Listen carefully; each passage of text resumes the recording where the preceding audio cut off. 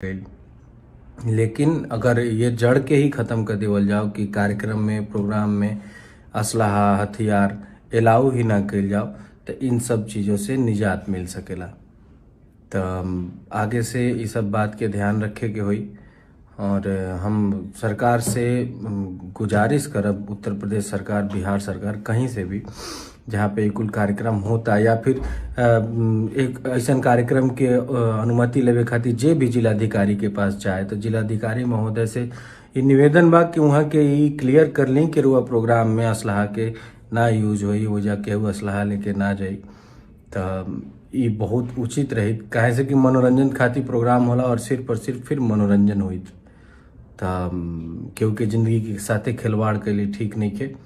और भाई गोलू राजा खातिर हम माई से प्रार्थना करब कि जल्दी से जल्दी उनका के स्वस्थ करस। और हमनी सब भोजपुरिया लोग के एकरा से सीख लेवे के चाहिए कि आगे से ऐसे कुल प्रोग्राम में हथियार असलहा के प्रयोग ना कर।